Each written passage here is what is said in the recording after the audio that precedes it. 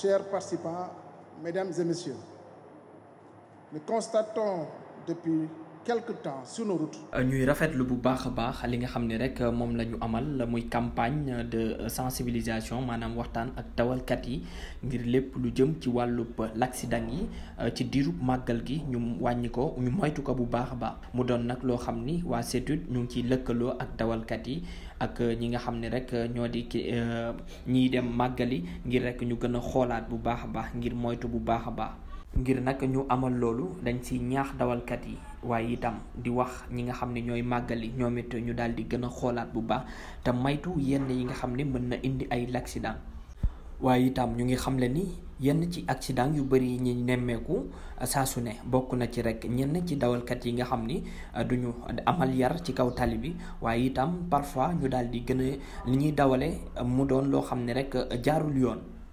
ci noonu nag yenn ci secteur yu nekk file ci ndakaaru ak yoon bi yépp teg nañ fa loo xam ne rek dina gën a mën a saytu bu baax a baax dem bi ak dikk bi ba kenn du ci am ay jafe-jafe waaye itam li lee di l'accident yu bëri yi ñu gën kaa mën a wàññi ci màggalug Touba gi. Senghor et du péage de Thiamkho. saa su màggalug Touba jub see tailleur yi dañuy faral di am ay commande yu bëri. si lu soxal njaayum yére donte du yére bu ne lañuy mën a sol sa Touba looloo waral saalixaatu murit yi di faral di am seen bu sañse wu bopp. dëkk bi nag dafa yaaxu moom parce que amul xaalis ñun moom événement léegi màggal heure bi yaa ngi ñaw yaa ngi am say commande mais ba léegi gisuñu dara parce que dëkk bi amul xaalis pare ren dafa tombé weer bi sori gisaguñu dara daal mais liy gën a dox daal mooy robb yu oyof yi. tissu yu oyof yi vaal yeex may lu seex yooyu daal ñoo gën a dox mais que Touba day tàng kenn du mën a sol ay vax wala lu diis lu oyof rek daal ba léegi demeegul comme ni mu daan demee. ngir ñëpp am màggal gu jaar yoon la waral saa su màggal gi jub see ñuy faral di jukki diggi ak i tere ngir soxna yi bàyyiwaat xel bu baax ci seenu colin.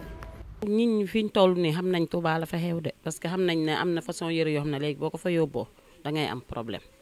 parce que ñu ngi leen koy annoncé bu baax ci TikTok yeex yëpp pour ñu xam ne Touba kenn du fa dugal yenn façon yére léegi nit ñi yére yu jot rek lañ fay yóbbu du yére bu la neex nga yóbbu ko Touba léegi nit ñaa ngi sol yu oyof nag mais ñaw yu baax lañ koy ñaw ba nga xam ne sa yaram dootul nekk ci biti. sërak musóor doon colin gu taaru gu ñuy faral di gis ci saalixaat yi saa yu màggal jubsee mu doon ab modd gu ñu bari di bégee. li ñuy gën a sol ci màggal gi de mooy maylu si sëñ bi moom ndigal rek lañuy wéyee bëggul mèche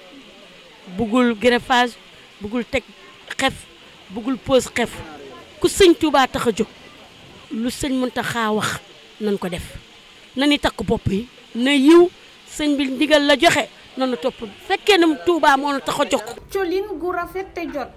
mu doon lu yitteel communauté mouride ci màggal gi looloo waral lu ëpp ci déclaration xalif général des mourides Serigne Mountakha Mbacké di soññ soxna yi rekk ñu def màggal ab yiwte gu mat.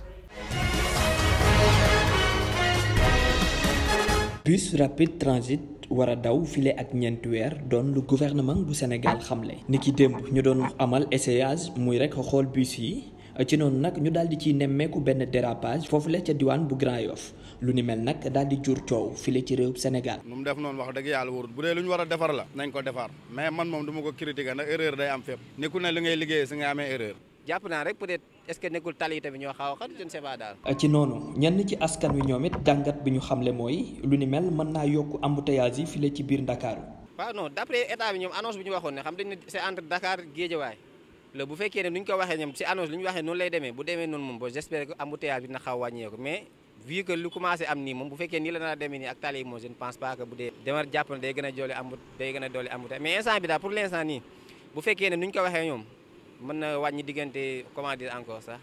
embouteillage entre Dakar ak Guédiawaye quoi xam nga. gannaaw loolu itam lu jëm ci wàllum bus rapide transit yi ak li leen di train express régional bi ñenn ci askan wi ñoom it gis nañ ni lu jëm ci wàllum dem bi ak dikk bi dina ko yombal lool. BRT bi di ko rafetlu macha allah en tant que sénégalais ndax gëm naa ne bu paree moom dina yombal dem beeg dëkk bi peut-être dina laal borom cag-cag yi nag mais dem gëm naa lu rafet la quoi ndax cag-cag maan la du tax ma ne BRT bi warta daw wala nangam ak nangam non dafa war a daw ku ne luy sa wërsëg boo xëyee balaay ngoon dang si jot c'est que ñu bëri mënuñoo jël cag-cag tey boo amee sa téeméer 300 nga dem jël BRT bi dem tey cag-cag boo ko nar a déplacé fay ko 1000 francs 1500 2000 ta ak dëkk bu métti bi xaj na feneen mais li ci gën a fës daal ak man li ma ci gën a xalaat mooy ko lu baax si dëkk la parce que dëkk bu ñu demee ba amatuñu problème moyen de transport rek cela veut dire que dëkk boobu mu ngi en développement. weerub décembre doon weer wi nga xam ne rek moom la gouvernement bu Sénégal joxe ni bus yi dina daal di door di daw yooyu la bis nag ñu ngi fas yéene toll ci téeméer ak juróom fukk waaye itam ci wàllu liggéey bi daanaka yemb na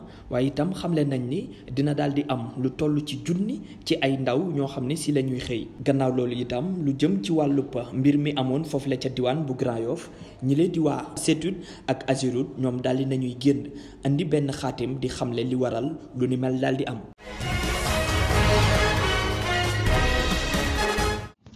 ñu ngi wax naan ndax Pastef dafa war a am beneen candidat budul Ousmane Sonko wax bi docteur Diallo Diop moo ko njëkk a teg ci table bi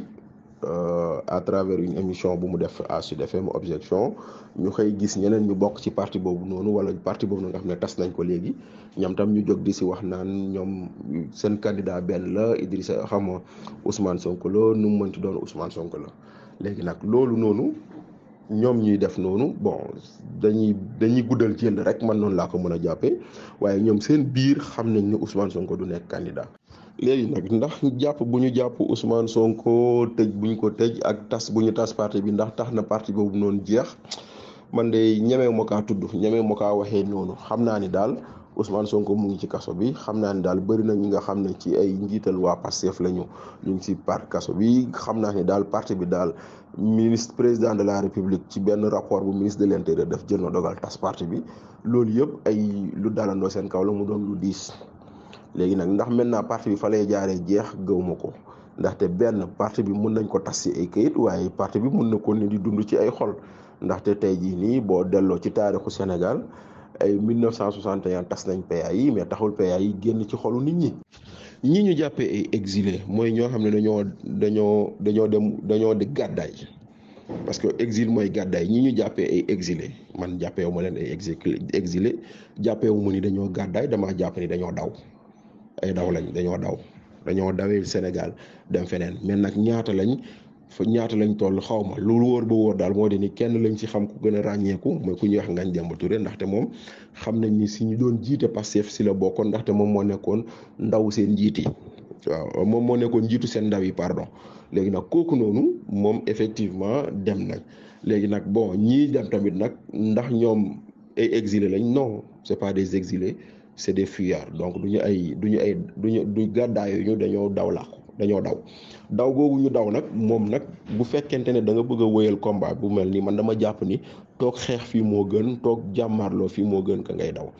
maintenant nag bu fekkente ni daw nga tamit sa choix la dañ koy nangu waaye choix la boo xam ne xëy na balaa nga see am gis njëriñal ak jeexital boo xam ne dina baax ci yow day yàgg parce que c'est des choix à long terme daw bi nga daw di nga yàgg ci biti dootoo mën a am prise ci dëkk bi comme nu mu ko bëggee dootoo mën a wax yenn yi ba mu am portée bu mu war a am loolu yëpp dafa nekk ci biir maintenant nag seen choix la mais daal man moom jàpp naa ni du ñoo xam ne ñi dañoo gàddaay dañoo daw.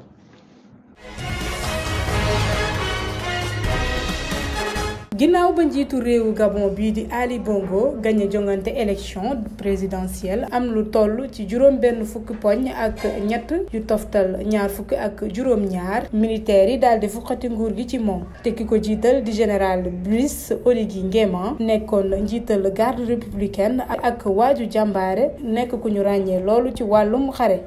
mu nekk doom ci ab général gabonais bii di Brice Clotaire doon baayam ci wàllum armée mu ngi jàngee ci académie royale militaire Meknès nekk ca Maroc ginnaaw mu amal ab stage fële ca centre d'entraînement commando ca forêt équatoriale moom Brice Clotaire Oligui Nguema ñu daal di ko ràññee ba tax ñu fal ko mu nekk ci wetu Omar Bongo ba ni muy génnee àdduna ci atub 2009 ñaari at ci garde républicaine bi mu jege woon loolu Ali Bongo ba ci ndorteel élection présidentielle yi sax bokkoon na ci ñu doon waajal toogaayu doomu Ali Bongo bopp nguur gi waaye rek moom mi le mu mujjee nekk njiit ba keroog ñuy tàbbaat njiit yu bees.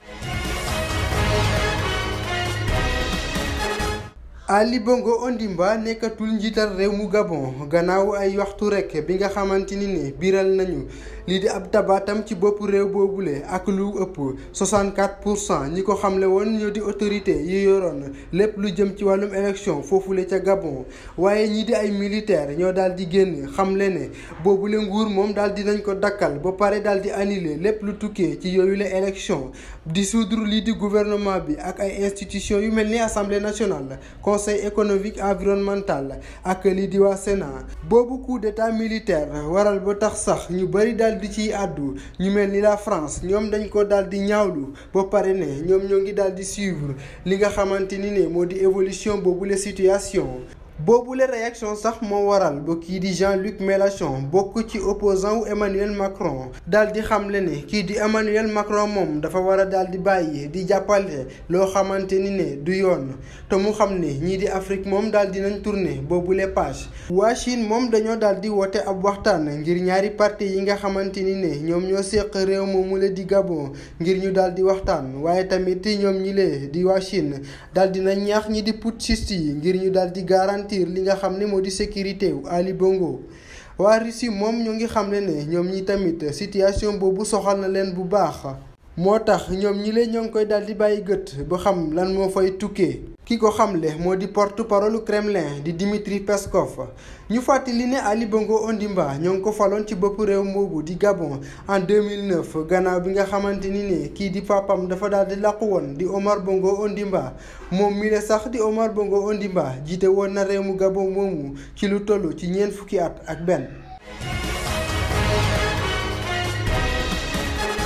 président Ali Bongo nekkatul njiitu réew mi bu Gabon ay militaire daal di def li ni mel ginnaaw ba ñu daal di programmer résultat yu tukkee ci élection présidentielle bu samedi bi ñu génn mu jiitoon ci 64% ci suffrage. Afrique centrale daal di soobu ci instabilité sous-régionale. teel na trop pour que ñu wax li xew maanaam ñi nga xam ne ñoo ŋànk sécurité wala boog ñi nga xam ne ñoo ŋànk politique. ci biir Afrique réagir ko et donc ñun dina xaw a teel trop ñu joxe suñu avis mais li gën a leer daal mooy loolu am na le coup d'état yi commencé bëri Afrique et li tax mu commencé bëri Afrique mooy système bi ñu dëppee démocratie moo commencé woyof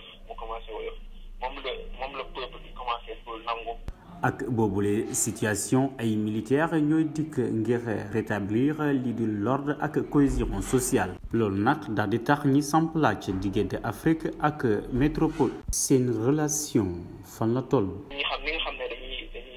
élire wala boog dañuy fal kenn ku leen représenté tey ji loolu moo indi problème tey ji représentant yooyu noonu dañuy. ci jaaxal ndax war nañ ñoo représenté wala déet